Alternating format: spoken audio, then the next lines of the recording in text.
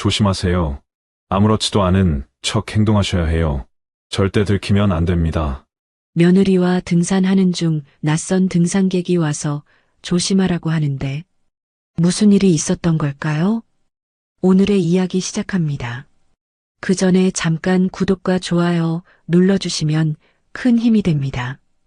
영상 속 인물과 장소는 개인정보 보호를 위해 가명으로 재구성하였습니다. 58세의 정혜숙은 거실 소파에 앉아 텔레비전을 보고 있었습니다. 저녁 식사를 마친 후에 평온한 시간이었죠. 아들 부부와 함께 사는 이 집에서 혜숙은 늘 조심스러웠어요. 며느리 서예린과의 관계가 그리 나쁘지는 않았지만 그렇다고 특별히 가깝다고 할 수도 없었습니다. 어머님, 요즘 어떠세요? 예린이 부엌에서 설거지를 마치고 나와 혜숙 옆에 앉았어요. 평소보다 부드러운 목소리였습니다. 집에만 계시니까 답답하지 않으세요? 혜숙은 고개를 돌려 며느리를 바라봤어요. 예린은 29살의 젊은 여성으로 늘 단정하고 차분한 모습이었습니다. 하지만 오늘따라 유난히 다정해 보였죠. 괜찮아. 나이 들면 이런 게 편하더라고. 그래도 가끔은 나들이도 하시고 운동도 하셔야 건강에 좋을 텐데. 예린이 혜숙의 손을 살짝 잡으며 말했어요. 어머님, 등산은 어떠세요? 제가 아는 좋은 곳이 있거든요.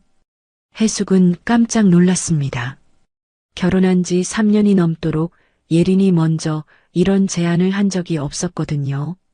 평소에는 인사 정도만 나누고 각자의 일에 바빴는데 오늘은 왜 이렇게 적극적일까 싶었어요. 등산? 나 같은 늙은이가 무슨 등산을. 혜숙이 겸손하게 말했지만 마음 한편으로는 기뻤습니다. 며느리가 자신을 챙기는 마음을 보여주는 것 같아서 말이에요. 어머님이 늙으셨다니요. 아직 젊으시잖아요. 예린이 환하게 웃으며 말했어요. 제가 아는 산이 있는데 정말 조용하고 공기도 좋아요. 사람들도 많지 않고요. 어머님 같으신 분들이 산책하기에 딱 좋을 것 같아요. 혜숙은 예린의 얼굴을 유심히 바라봤습니다. 평소와 다른 따뜻함이 느껴졌어요. 혹시 자신이 며느리를 오해하고 있었던 건 아닐까 하는 생각도 들었습니다.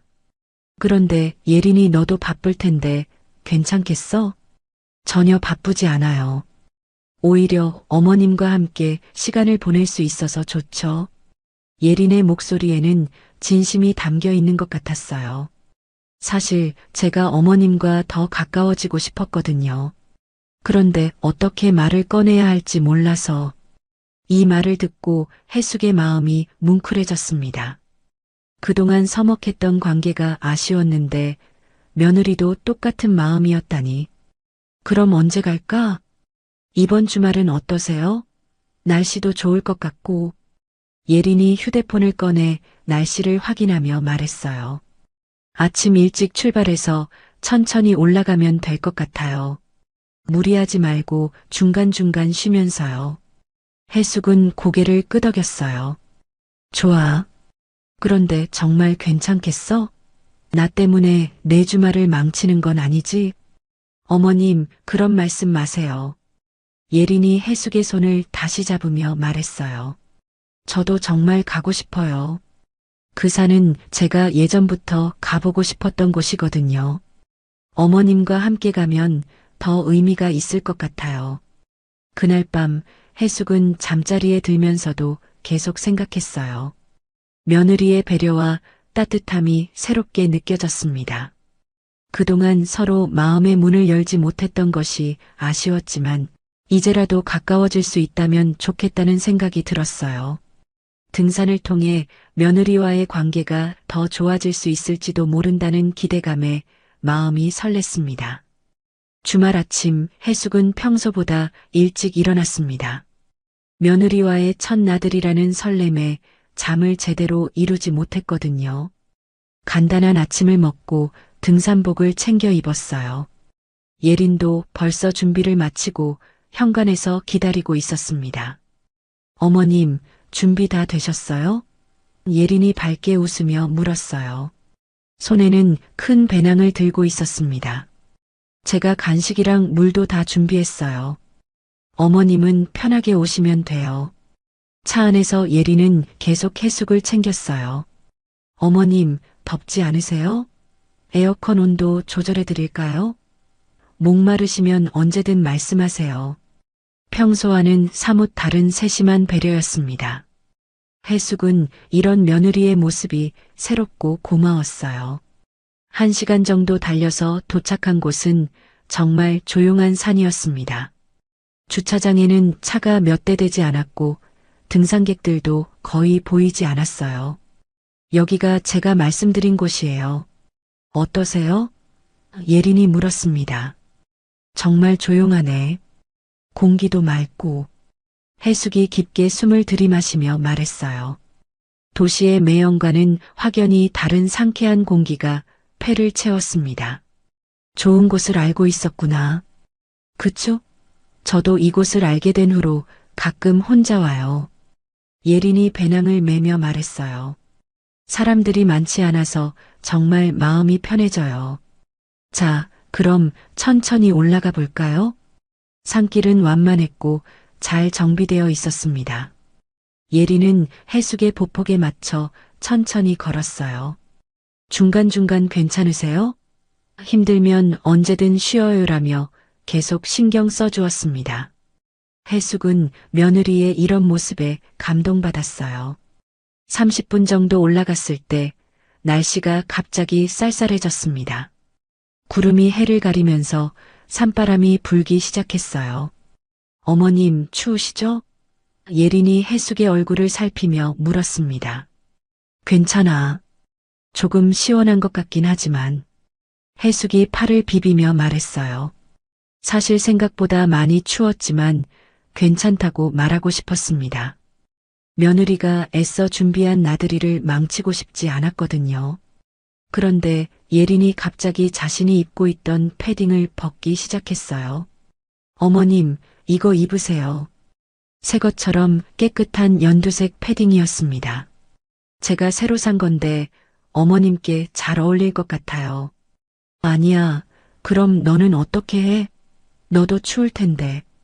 해숙이 사양하려 했지만 예린은 이미 패딩을 해숙의 어깨에 걸쳐주고 있었어요. 저는 괜찮아요. 원래 더위를 많이 타거든요. 예린이 웃으며 말했어요. 어머님이 감기라도 걸리시면 큰일이에요. 제발 입으세요.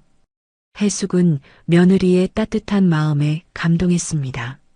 새 옷을 기꺼이 벗어주는 배려심이 너무 고마웠어요. 패딩을 입으니 정말 따뜻했습니다. 고마워, 예린아. 정말 따뜻하다. 하지만 그때 등산로 중턱에서 낯선 남자가 해숙에게 다가왔어요. 40대 중반쯤 되어 보이는 남자였습니다. 그는 조심스럽게 해숙 곁으로 와서 작은 목소리로 속삭였어요. 죄송한데요. 남자의 목소리는 진지하고 우려에 찬 것 같았습니다. 혹시 그 옷 어디서 구하셨는지 물어봐도 될까요? 해숙은 갑작스러운 질문에 당황했어요. 이거요? 저희 며느리가 입혀준 건데. 남자는 해숙을 한 번 더 자세히 살펴보더니 더욱 낮은 목소리로 말했습니다. 그 옷, 지난주 실종자가 입었던 거예요. 그 순간 해숙의 온몸에 소름이 돋았습니다. 이게 무슨 말일까? 멀리서 예린이 환하게 웃으며 손을 흔들고 있는 모습이 갑자기 어색하게 느껴졌습니다. 해숙의 심장이 빠르게 뛰기 시작했습니다. 실종자라는 말이 머릿속에서 계속 맴돌았어요. 낯선 남자는 주위를 살피더니 주머니에서 작은 종이를 꺼냈습니다. 이걸 보세요. 종이에는 실종자 찾습니다라는 제목과 함께한 여성의 사진이 인쇄되어 있었어요. 50대 후반으로 보이는 여성이 연두색 패딩을 입고 있는 모습이었습니다. 해숙이 지금 입고 있는 것과 똑같은 옷이었죠. 이분은 박술래 씨라고 일주일 전에 이 근처에서 실종됐어요. 남자가 조용히 설명했습니다. 그런데 이상한 게 비슷한 패턴의 실종 사건이 최근 몇 달 동안 계속 일어났거든요. 모두 이 산 근처에서요. 해숙은 떨리는 손으로 전단지를 받아들었어요. 사진 속 여성의 옷이 자신이 입고 있는 것과 완전히 동일했습니다. 브랜드는 물론이고 색깔, 디자인까지 모든 것이 똑같았어요. 이게 정말 같은 옷인가요? 제가 확실히 봤습니다. 저는 김태건이라고 하는데 남자가 신분증을 보여주며 말했어요. 이 사건들을 조사하고 있거든요. 혹시 그 옷에서 뭔가 이상한 것 발견하지 못하셨나요?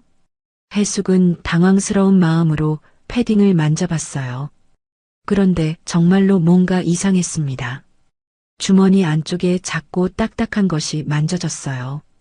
조심스럽게 꺼내보니 작은 전자기기였습니다. 이게 뭐죠? 추적 장치입니다. 태건이 심각한 표정으로 말했어요. 그리고 그는 해숙의 옷깃 부분을 가리켰습니다. 작은 라벨이 붙어 있었는데 거기에는 숫자와 기호들이 적혀 있었어요. 이건 의료 코드 같은데요. 해숙의 얼굴이 창백해졌습니다. 의료 코드라는 말이 무엇을 의미하는지 어렴풋이 감이 왔거든요. 설마 장기, 그럴 가능성이 높습니다. 태건이 고개를 끄덕였어요. 최근 실종된 분들의 공통점이 있어요. 모두 건강한 중년 여성이고 가족과 함께 산에 왔다가 사라졌거든요. 해숙은 무릎이 후들거렸습니다. 자신이 지금 엄청난 위험에 처해 있다는 것을 깨달았어요. 며느리가 그토록 친절했던 이유, 이 조용한 산을 선택한 이유, 그리고 이 옷을 입혀준 이유까지 모든 것이 계획된 일이었던 것 같았습니다. 그럼 저희 며느리가... 해숙의 목소리가 떨렸어요. 멀리서 예린이 여전히 미소 지으며 기다리고 있는 모습이 보였습니다. 하지만 이제 그 미소가 전혀 다르게 느껴졌어요. 조심하세요. 아무렇지도 않은 척 행동하셔야 해요. 태건이 급히 말했습니다. 저 아래쪽에 검은 옷을 입은 남자가 보이시나요? 계속 이쪽을 주시하고 있어요. 해숙이 은밀히 아래쪽을 내려다보니 정말로 한 남자가 나무 뒤에 숨어서 이쪽을 바라보고 있었어요. 그의 손에는 뭔가 검은 가방이 들려 있었습니다. 해숙은 온몸에 소름이 돋았어요. 저는 비밀 수사요원입니다. 태건이 작은 배지를 보여주며 말했어요. 이 사건을 몇 달째 수사하고 있었거든요. 당신이 위험하다는 걸 알고 접근한 거예요. 해숙은 머리가 하얘졌습니다. 믿었던 며느리가 자신을 이용해 돈을 벌려고 했다는 사실이 믿어지지 않았어요. 그동안의 친절과 배려가 모두 거짓이었다니. 그럼 저는 어떻게 해야 하나요? 일단 자연스럽게 행동하세요. 제가 구조 신호를 보낼 테니까 조금만 참으세요. 태건이 손목에 작은 기계를 조작하며 말했어요. 절대 들키면 안 됩니다. 예린이 멀리서 손을 흔들며 소리쳤어요. 어머님, 뭐 하세요? 빨리 오세요.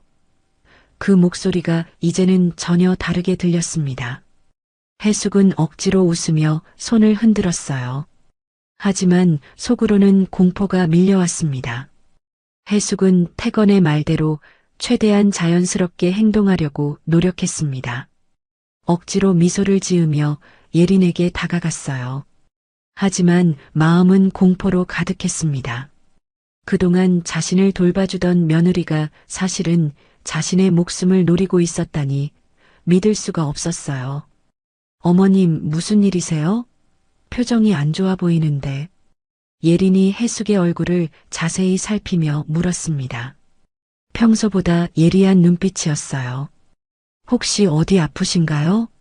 아니, 그냥 조금 숨이 차서. 해숙이 가슴을 쓸어내리며 대답했어요. 목소리가 떨리지 않도록 애써 참았습니다. 나이가 나이인지라 쉽게 피곤해지네. 예리는 해숙을 한참 바라보더니 고개를 끄덕였어요. 그럼 여기서 좀 쉬어 가시죠. 제가 물 가져다 드릴게요.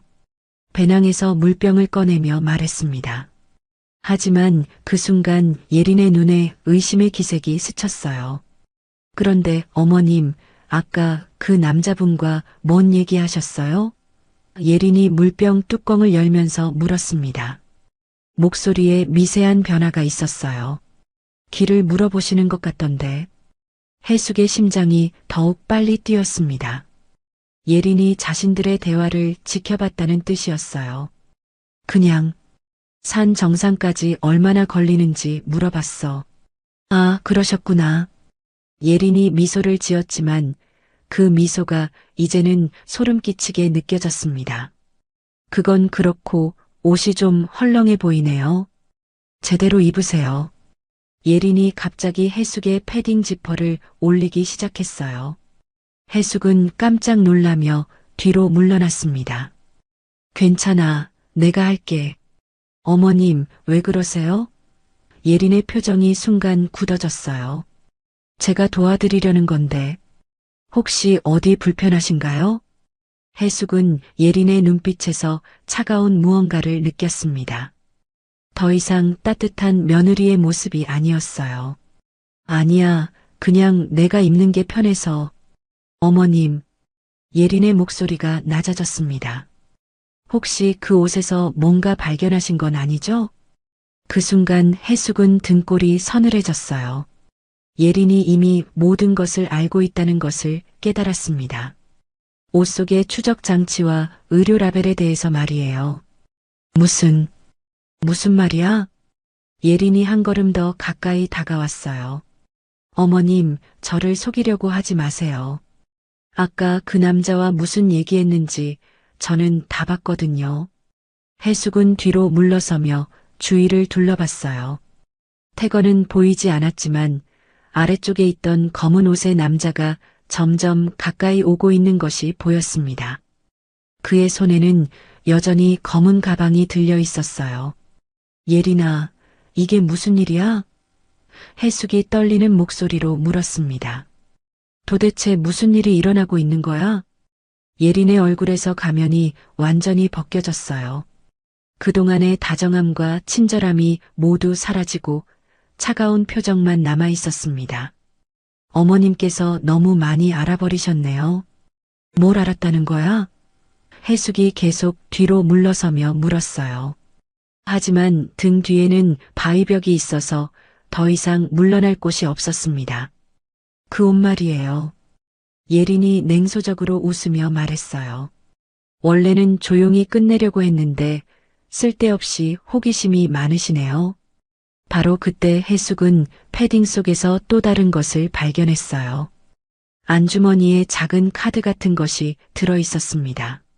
몰래 꺼내보니 거기에는 GPS 활성화라는 글씨와 함께 숫자들이 적혀 있었어요.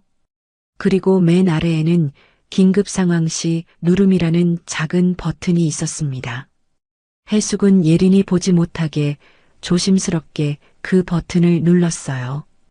혹시 태건이 남겨둔 것일지도 모른다는 생각이 들었거든요. 그리고 조용히 기도했습니다. 누군가 자신을 구해주기를 말이에요. 예린의 얼굴에서 마지막 남은 온기마저 사라졌습니다. 그동안 보여줬던 며느리로서의 모든 모습이 완전한 연기였다는 것이 명백해졌어요. 어머님, 이제 그만 연기하시죠. 둘 다 피곤하잖아요. 해숙은 등을 바위에 기댄 채 예린을 바라봤습니다. 연기라니. 무슨 말이야? 아직도 믿고 싶지 않았어요. 3년 동안 함께 살아온 며느리가 정말 이런 일을 꾸몄다는 것이 말이죠. 처음부터 계획이었어요. 어머님 같은 분을 찾고 있었거든요. 예린이 차가운 목소리로 말했습니다. 건강하고 가족이 별로 없고 뭔가에 목말라 하는 외로운 분들. 아들한테 시집와서 관찰해보니 딱 맞더라고요. 해숙의 온몸에 소름이 돋았어요. 그럼 처음부터 우리 아들과 결혼한 것도 아들분은 그냥 덤이었어요. 예린이 어깨를 으쓱하며 말했습니다. 제 진짜 목표는 처음부터 어머님이었거든요. 시간이 걸렸지만 오늘 드디어 성공하게 됐네요. 그 순간 아래쪽에서 움직임이 포착됐어요. 검은 옷의 남자가 가방을 열고 뭔가를 꺼내고 있었습니다. 해숙은 눈을 크게 뜨고 보니 그것은 주사기였어요. 투명한 액체가 들어있는 큰 주사기였습니다. 저 사람은 뭐야? 해숙이 떨리는 목소리로 물었어요. 동료죠. 이런 일에는 전문가가 필요하거든요. 예린이 냉정하게 답했습니다. 곧 올라올 거예요. 그러면 모든 게 끝나죠. 해숙은 공포에 질렸지만 침착함을 유지하려고 애썼어요. 아직 태권이 보낸 신호가 도착하지 않았을지도 모르니까 최대한 시간을 끌어야 했습니다. 예린아, 제발. 왜 이런 일을 하는 거야? 돈이에요. 간단하죠. 예린이 손목시계를 보며 말했습니다. 어머님 같은 분의 장기는 생각보다 비싸게 팔려요. 특히 건강하시잖아요. 정기검진 결과도 다 봤고요. 해숙은 소름이 끼쳤어요. 예린이 자신의 건강검진 결과까지 확인했다는 말이었거든요. 언제부터 이런 계획을 세웠어? 결혼하기 전부터요. 예린의 목소리에는 어떤 감정도 없었습니다. 아들분을 만난 것도 우연이 아니에요. 미리 조사해서 접근한 거거든요. 어머님에 대한 모든 정보를 수집했죠. 그때 검은 옷의 남자가 언덕을 올라오기 시작했어요. 주사기를 든 채로 천천히 접근하고 있었습니다. 해숙은 절망적인 기분이 들었어요. 정말 끝인 것 같았습니다. 무서워하지 마세요. 금방 끝날 거예요. 예린이 마치 위로하는 것처럼 말했지만 그 목소리에는 온기가 전혀 없었어요. 아프지도 않을 거고요. 해숙은 주머니 속의 긴급 버튼이 정말 작동했는지 궁금했어요. 태권이 과연 자신을 구해줄 수 있을까? 아니면 정말 이대로 끝나는 걸까? 마음속으로 아들을 떠올렸습니다. 아들은 며느리의 정체를 전혀 모르고 있을 거예요. 그런데 우리 아들한테는 뭐라고 할 거야? 해숙이 마지막으로 물었어요. 내가 실종되면 등산 중에 실족사한 걸로 처리될 거예요. 예린이 무표정하게 답했습니다. 이미 다 계획되어 있어요. 저도 슬픈 며느리 역할을 하면서 장례식에서 눈물도 흘릴 거고요. 검은 옷의 남자가 이제 10m 정도까지 가까워졌어요. 그의 얼굴에는 차가운 표정만 있을 뿐 어떤 망설임도 보이지 않았습니다. 해숙은 눈을 감고 기도했어요. 누군가, 그 누구라도 자신을 구해주기를 말이에요. 검은 옷의 남자가 주사기를 든 채 해숙에게 다가오는 순간 갑자기 숲속에서 큰 소리가 났습니다. 경찰이다. 모두 그 자리에 서라. 여러 명의 목소리가 동시에 울려 퍼졌어요. 해숙은 놀라서 고개를 돌렸습니다. 나무들 사이에서 검은 조끼를 입은 경찰관들이 우르르 나타났어요. 최소 5명은 되어 보였습니다. 그들은 전술적으로 움직이며 검은 옷의 남자를 포위했어요. 무기를 버리고 손을 들어. 검은 옷의 남자는 당황한 기색을 보이더니 주사기를 바닥에 떨어뜨렸습니다. 그리고는 도망치려고 했지만 이미 경찰들이 모든 방향을 막고 있었어요. 꼼짝 마. 한 발자국만 더 움직이면 쏜다. 예린의 얼굴이 창백해졌습니다. 그동안의 여유로운 표정이 완전히 사라지고 공포에 질린 모습이 되었어요. 이게 어떻게 중얼거리며 뒤로 물러섰습니다. 태건이 경찰들과 함께 나타났어요. 해숙 씨, 괜찮으세요? 그가 달려와 해숙의 상태를 확인했습니다. 다치신 곳은 없으시죠? 네, 괜찮아요. 해숙이 떨리는 목소리로 답했어요. 아직도 상황이 믿어지지 않았습니다. 정말 살았다는 안도감과 동시에 며느리에 대한 배신감이 밀려왔어요. 경찰관 한 명이 검은 옷의 남자를 수갑으로 채우며 말했습니다. 김철수, 장기밀매 조직 혐의로 체포한다. 묵비권을 행사할 권리가 있으며 미란다 원칙을 읽어주는 소리가 산속에 울려 퍼졌어요. 이제 예린 차례였습니다. 또 다른 경찰관이 예린에게 다가갔어요. 서예린 씨, 당신도 체포합니다. 장기밀매 조직 가담 및 살인 미수 혐의입니다. 잠깐요. 예린이 갑자기 소리쳤어요. 저는 아무것도 안 했어요. 그냥 시어머니와 등산을 온 것뿐이라고요. 아직도 연기를 계속하려고 하는 모습이었습니다. 하지만 태건이 가방에서 녹음기를 꺼냈어요. 모든 대화가 녹음되어 있습니다. 어머니를 속여서 이곳까지 데려온 것부터 장기밀매 계획을 자백한 것까지 다 들어있어요. 예린의 얼굴이 더욱 하얗게 변했습니다. 이제 더 이상 변명할 수 없다는 것을 깨달았나 봐요. 경찰관이 수갑을 채우려고 하자 예린이 마지막으로 해숙을 바라봤습니다. 그래도 3년 동안은 진짜였어요. 예린이 작은 목소리로 말했어요. 처음에는 계획이었지만 나중에는 정말로 어머님이 좋았거든요. 하지만 곧바로 차가운 목소리로 바뀌었습니다. 하지만 어쩔 수 없었어요. 어머님은 그냥 번호표일 뿐이었거든요. 다른 실종자들처럼 말이에요. 그 말을 듣는 순간 해숙의 마음이 완전히 무너졌습니다. 번호표라니. 자신이 며느리에게는 그저 돈으로 바꿀 수 있는 물건에 불과했다는 뜻이었어요. 3년 동안 함께 살아온 시간들이 모두 거짓이었다는 것이 너무나 충격적이었습니다. 수갑을 채우겠습니다. 경찰관이 예린의 손목에 수갑을 채웠어요. 예린은 더 이상 저항하지 않았습니다. 체념한 듯한 표정으로 고개를 숙였어요. 태건이 해숙에게 다가와 말했습니다. 정말 큰일 날 뻔했어요. 다행히 긴급 신호를 보내주셔서 제때 구조할 수 있었습니다. 그리고는 해숙이 입고 있던 패딩을 가리켰어요. 이 옷에는 추적장치 외에도 긴급신호 발신기가 숨겨져 있었거든요. 이전 피해자가 몰래 설치해둔 것 같아요. 해숙은 그제야 이해했습니다. 실종된 박순례 씨가 다른 사람들을 구하기 위해 마지막 희망을 남겨둔 것이었어요. 그 덕분에 자신이 살아날 수 있었던 거죠.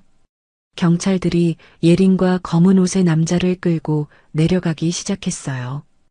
해숙은 멍하니 그 모습을 바라봤습니다.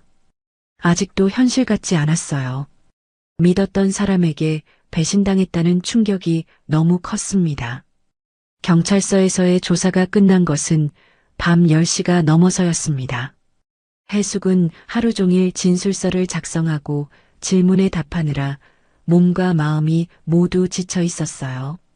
태건이 차로 집까지 데려다 주겠다고 했지만 해숙은 혼자 있고 싶다며 택시를 타고 돌아왔습니다. 집 앞에 도착하니 아들 차가 보였어요. 아마 예린이 돌아오지 않자 걱정이 되어 일찍 퇴근한 것 같았습니다. 해숙은 현관문 앞에서 한참을 망설였어요. 아들에게 어떻게 이 끔찍한 진실을 말해야 할지 모르겠었거든요.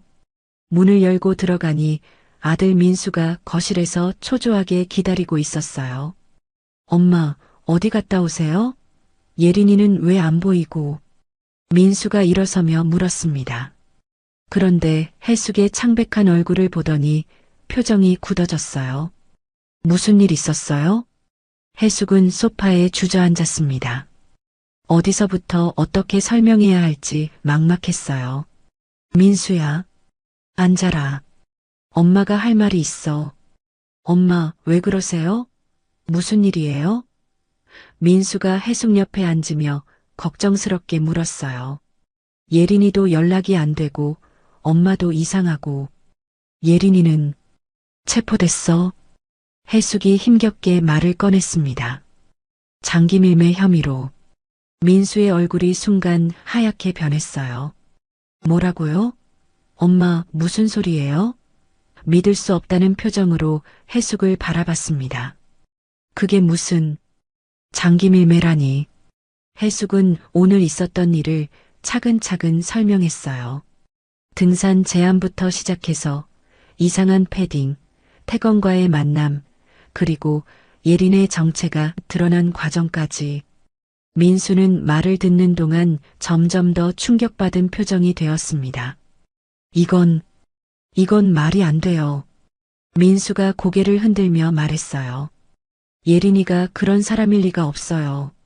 3년 동안 함께 살았는데 나도 믿고 싶지 않았어. 해숙이 한숨을 쉬며 말했습니다. 하지만 경찰 조사 결과 예린이는 장기밀매 조직의 핵심 인물이었어. 노년 여성들에게 접근해서 신뢰를 얻고 외진 곳으로 유인하는 역할을 맡고 있었다고 해. 민수는 머리를 감싸쥐었어요. 그럼 저와의 결혼도 처음부터 계획이었대. 해숙의 목소리가 떨렸습니다. 너를 통해서 나에게 접근하려고 한 거야. 내가 어떤 사람인지, 우리 가족 상황이 어떤지 미리 다 조사하고 온 거였어. 민수는 믿을 수 없다는 듯 고개를 계속 흔들었어요. 아니에요, 엄마. 예린이는 정말 저를 사랑했어요. 그리고 엄마도 진심으로 모셨고, 마지막에 하는 말이, 해숙이 예린의 마지막 말을 떠올리며 말했습니다.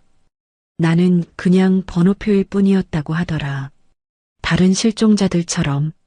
그 말을 듣는 순간 민수의 얼굴이 완전히 무너졌어요. 자신이 사랑했던 사람이 자신의 어머니를 죽이려고 했다는 사실을 받아들이기 어려웠을 거예요. 엄마, 정말 죄송해요. 제가 그런 사람을 집에 들였어요. 해숙은 아들의 어깨를 토닥였습니다. 내 잘못이 아니야. 나도 속았고 너도 속은 거야.